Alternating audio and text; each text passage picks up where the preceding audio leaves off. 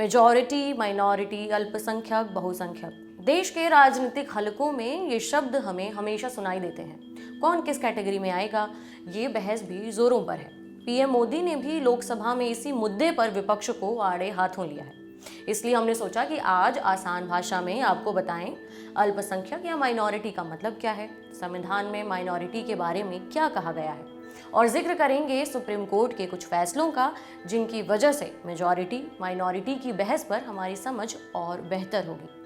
नमस्ते, मेरा नाम है उपासना और आप देख रहे हैं हमारा खास प्रोग्राम आसान भाषा में, जिसमें हम रोज एक विषय को पूरे विस्तार से एक्सप्लेन करते हैं।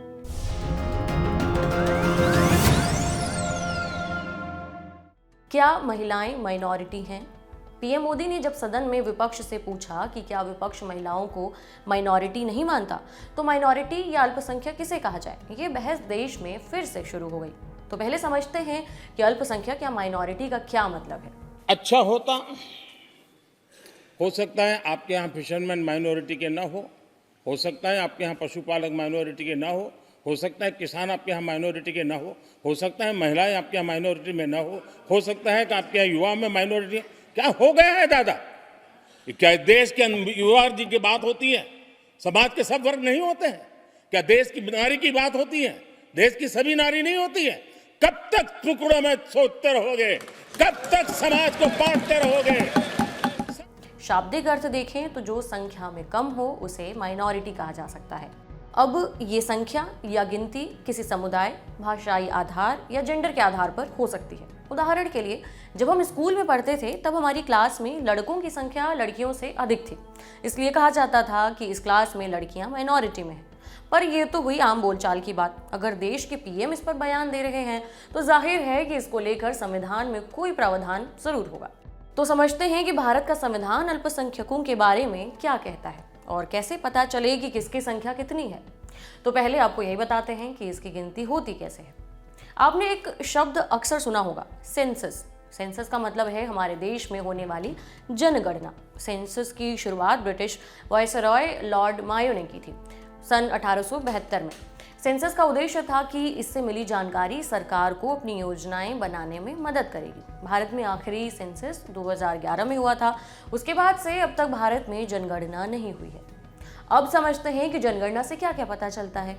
तो मुख्य रूप से जनगणना से सरकार को डेमोग्राफी, आर्थिक स्थिति, साक्षरता, शेड्यूल कास्ट, शेड्यूल ट्राइब्स की संख्या, किस भाषा को बोलने वाले कितनी जनसंख्या में हैं, वगैरह वगैरह।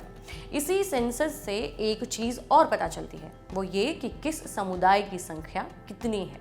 अब जानते हैं कि माइनॉरिटीज पर संविधान में क्या लिखा गया है। कुछ अदालती कार्रवाइयों का जिक्र भी करेंगे, जिनमें कोर्ट के सामने भी ये सवाल आया है कि माइनॉरिटी किसे कहा जाए और इसके क्या पैमाने हैं जिनके आधार पर किसी समुदाय को माइनॉरिटी का दर्जा दिया जाए। भारत के संविधान में माइनॉरिटीज को लेकर कोई परिभाषा नहीं है।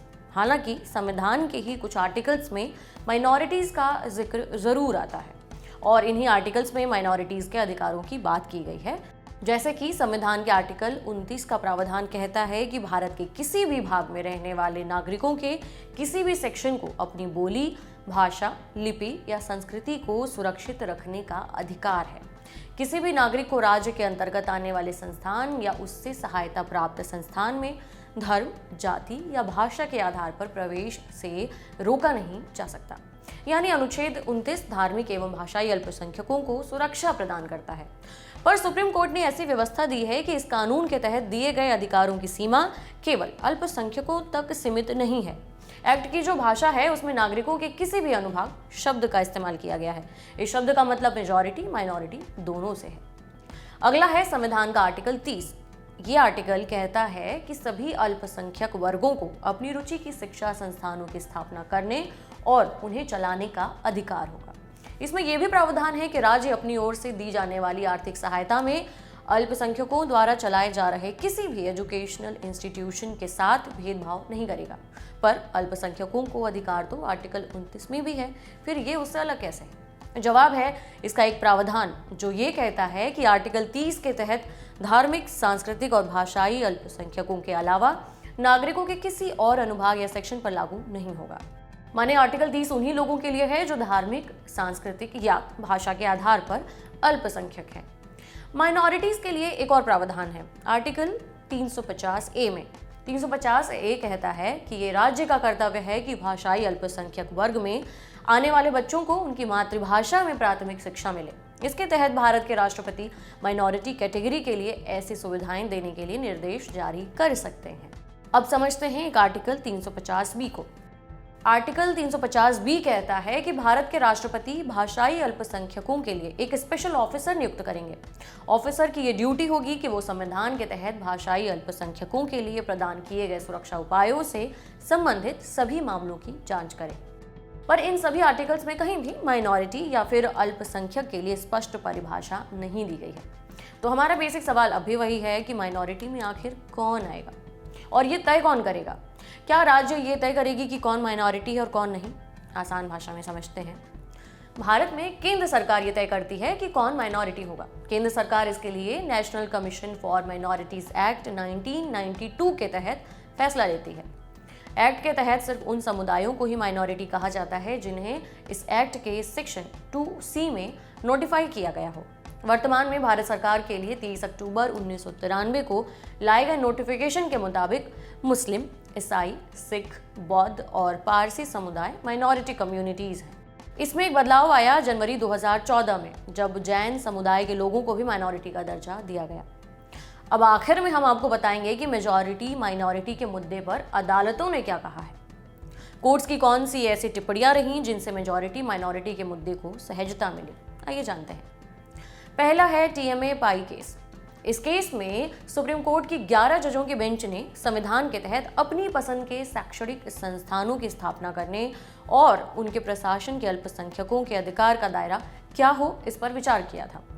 2002 में 6 जजों के बहुमत के फैसले में पंजाब के DAV कॉलेज से संबंधित 2 अन्य मामलों का जिक्र किया गया था। इसमें सुप्रीम कोर्ट को इस बात पर विचार करना था कि क्या पंजाब राज्य में हिंदू धार्मिक अल्पसंख्यक थे। ये तय करने के लिए 11 में से 6 जजों ने 2002 में एक केस का जिक्र किया।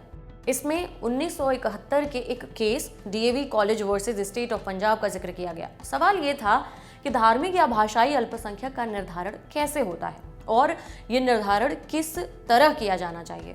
फिर केरला एजुकेशन बिल 1958 का हवाला दिया गया, जिसके आधार पर यह कहा गया कि पंजाब में आर्य समाज के लोग जो हिंदू समुदाय के अंतर्गत आते हैं निश्चित तौर पर माइनॉरिटी में हैं, भले ही पूरे देश में वो माइनॉरिटी में न हो। 2002 में कोर्ट ने अपने फैसले में इस तर्क को खारिज कर दिया कि हिंदू भारत में बहुसंख्यक हैं, इसलिए वो पंजाब में अल्पसंख्यक नहीं हो सकते। ये तय करना राज्य की इकाई का काम है और राज्यवार देखें तो हिंदू निश्चित तौर पर पंजाब में माइनॉरिटी में है। कोर्ट ने अपने फैसले में ये माना कि धार्मिक या भाषाई अल्पसंख्यक को निर्धारित करने की इकाई केवल राज्य ही हो सकती है, माने राज्य ही फैसला करेगा कि कौन अल्पसंख्यक है। इस केस के बाद फिर एक बार ये मामला उठा 2005 के बाल पाटिल केस में। इस केस में भी सुप्रीम कोर्ट ने TMA पाई केस के फैसले का हवाला दिया। कोर्ट ने कहा कि TMA पाई केस में 11 जजों की बेंच के फैसले के बाद कानूनी स्थिति साफ हो गई है कि अब से भाषाई और धार्मिक अल्पसंख्यकों दोनों का फैसला राज्य स्तर पर ही किया जाएगा। कोर्ट ने आगे कहा कि इससे कोई फर्क नहीं पड़ता कि माइनॉरिटी के लिए कानून बनाया किसने है, इससे आर्टिकल 30 का उद्देश्य नहीं बदल जाता। आर्टिकल 30 के अनुसार राज्यों की स्थापना के लिए भाषा को आधार बनाया गया है, इसलिए उस राज्य जिसमें अल्पसंख्यकों के लिए शैक्षणिक संस्थान बनाया जाना है उस राज्य को ही अपना भाषाई अल्पसंख्यक निर्धारित करना होगा। पर कोर्ट ने कहा कि धार्मिक अल्पसंख्यकों के मामले में स्थिति एक समान रहेगी, क्योंकि आर्टिकल 30 में धार्मिक और भाषाई दोनों तरह के माइनॉरिटीज को एक बराबर रखा गया है। तो आज के लिए इतना ही। आपके लिए तमाम जानकारी जुटाई थी मेरे साथी मानस ने। आप देखते रहिए द ललन टॉप। शुक्रिया।